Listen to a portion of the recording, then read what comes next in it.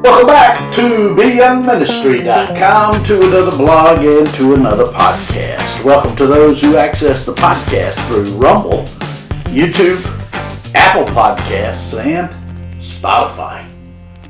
Today we continue in our study of Genesis. We're in chapter 26, verses 6 through 14, which reads, So Isaac settled in Gerar. When the men of that place asked him about his wife, he replied, She is my sister. He was afraid to say, She is my wife, for he thought to himself, The men of this place will kill me to get Rebekah, because she is very beautiful. After Isaac had been there a long time, Abimelech, king of the Philistines, happened to look out a window and observe Isaac caressing his wife Rebekah. So Abimelech summoned Isaac and said, She is really your wife. Why did you say she is my sister? Isaac replied, Because I thought someone might kill me to get her. Then Abimelech exclaimed, What in the world have you done to us? One of the men nearly took your wife to bed, and you would have brought guilt on us.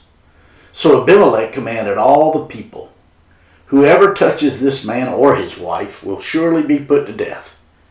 When Isaac planted in that land, he reaped in the same year 100 times what he had sown, because the Lord blessed him. The man became wealthy. His influence continued to grow until he became very prominent. He had so many sheep and cattle and such a great household of servants that the Philistines became jealous of him. That's Genesis chapter 26, verses 6 through 14. Today we continue our study of Genesis 26, where we observe the development of Isaac's relationship with God. The first thing we saw in our last study from Isaac was that faith cannot grow apart from trials. In fact, this whole chapter is all about trials of various kinds. In the first 5 verses of this chapter, we learned of the first trial in the life of Isaac. There was a famine in the land, and Isaac learned to some degree to depend upon God. This is the point of all of our trials, learning to know this patient God who is bigger than we can imagine. In verse 6 of today's passage we read, So Isaac dwelt in Gerar. Here Isaac is seen immediately obeying God. The Lord had told him to stay where he was, so Isaac stayed in Gerar. Whenever we do something right in reference to God's word, we must expect that soon thereafter another trial will come. Like Isaac, God brought us to the place where we now know him to some degree. He has called us to himself in order not to just take us home to heaven, but to use us in this world to tell others about our hope in him. God created us for 2 things, to worship him and to serve others. In verse 7 of today's passage we read, And the men of the place asked about his wife. And he said, She is my sister. For he was afraid to say, She is my wife, because he thought, Lest the men of the place kill me for Rebekah, because she is beautiful to behold. So the stage was set for yet another trial to come into Isaac's life. God causes or allows the trials to come about in our lives in order to free us from the bondage of our fears. Like his dad, Isaac deceitfully claimed that his wife was his sister and not his wife. Man, the fruit does not fall far from the tree. Isaac lied because of the same reason as Abraham, because Rebekah was incredibly beautiful. Like Abraham and Isaac, our faults are like a grain of sand next to the mountain of God's mercy. So, don't be too surprised when people like Isaac do all of the stupid things that they do, like fumble and bumble their way on the pathway of their journey of faith with God. Don't be surprised when God, who is merciful, blesses them in spite of their foolishness. Like Abraham and Isaac, we hear God's promises and we see God do miracles, and then we quickly degenerate into an old pattern of sinfulness. And that is okay, because the struggle to get to this place is a very valuable part of being convinced that all we need is Him. God knows this about all of us, and yet He does not give up on any of us. C.S. Lewis once wrote, "Aslan," said Lucy, "you're bigger." "That is because you are older, little one," answered he. "Not because you are?" "I am not, but every year you grow, you will find me bigger." God is forever calling us to a life of complete surrender to Him, but we struggle to get there. And to God, that struggle is not a surprise. As we grow in our faith, like Lucy in Lewis's writings, we see Him more clearly, and we find Him to be much bigger than we thought. In verses 8 and 9 of today's passage, we read, "Now it came to pass, when he had been there a long time, that Abimelech, king of the Philistines, looked through a window and saw, and there was Isaac showing endearment to Rebekah his wife. So Abimelech summoned Isaac and said, 'She is really your wife. Why did you say she is my sister?' Isaac replied, 'Because I thought someone might kill me to get her.'" The word translated "long time" can mean days or even years. Isaac and Rebekah hid their secret for some time until Abimelech, the king of Gerar, figured it out. Abimelech means father of the king. Very subtly, God the Father spoke to Isaac through this incident. Until we are defined correctly by God, we will never know life as it was meant to be, because sin will always mar our understanding of it. Isaac lied to cover his butt, and he was all about himself. This is where a life defined by anything other than God leads us. It leads us to places that we never wanted to go in the first place. We will never regret resisting sin, but we will always regret giving into it. To his credit, Isaac resisted the lust of the flesh and responded to Elimelech's question honestly, just as his father had in exactly the same situation and in exactly the same place many years before. In verses 10 and 11 of today's passage we read, "Then Abimelech exclaimed, 'What in the world have you done to us? One of the men nearly took your wife to bed, and you would have brought guilt on us.'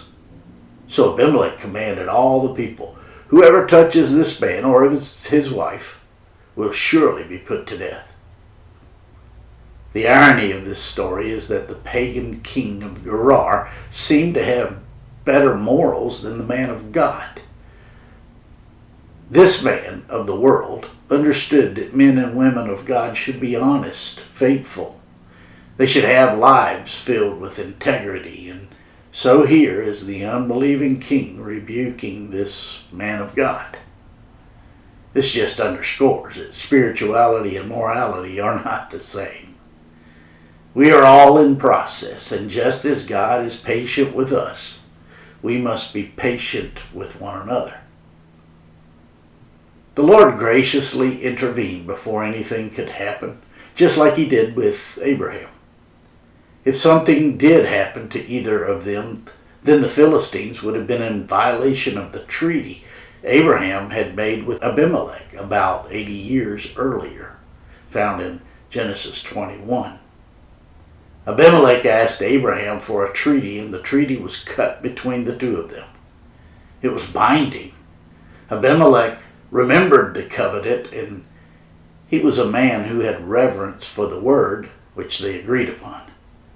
And if one of Abimelech's people had violated Isaac or Rebekah, they would have had the same punishment come upon them.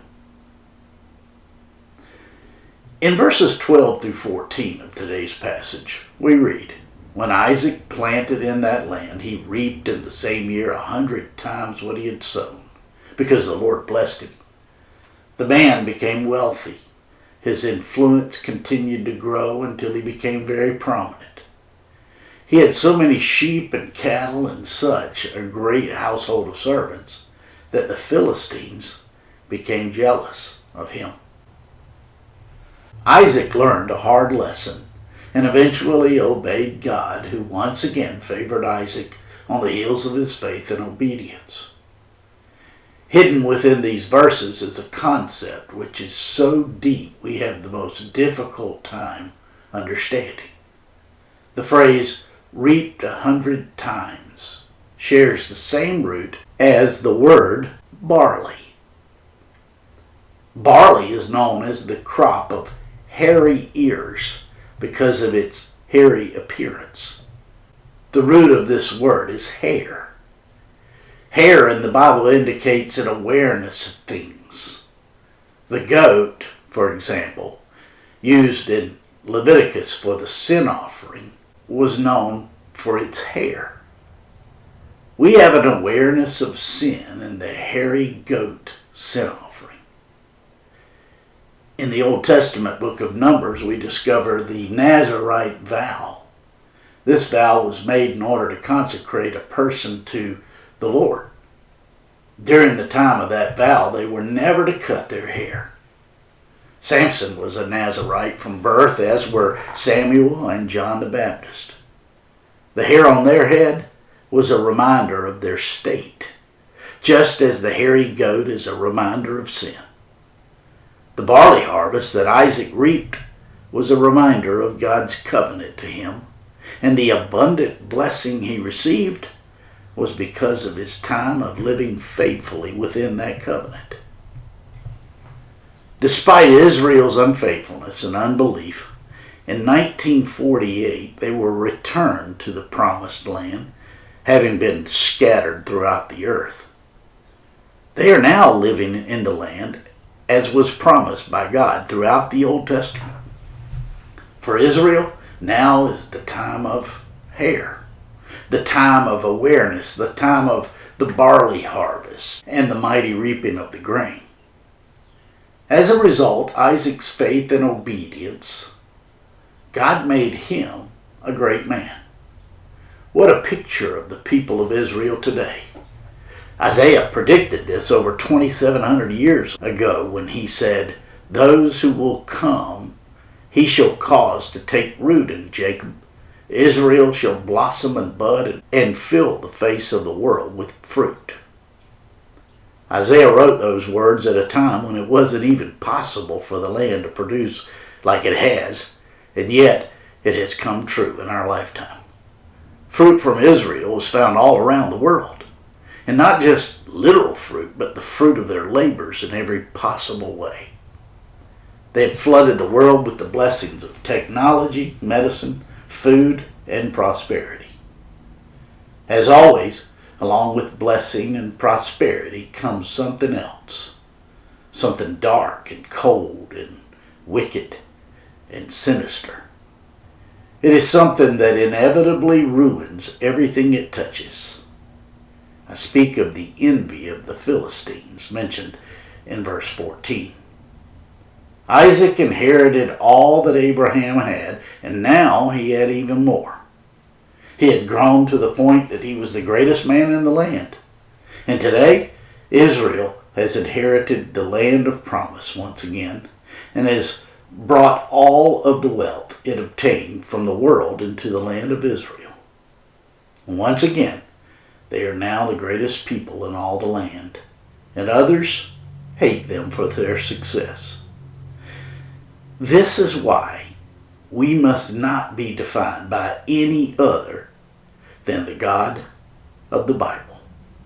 My friends, I trust this blog and this podcast are helping you in your walk with the Lord. If I can be of further assistance to you, shoot me an email at BYoungMinistry@gmail.com.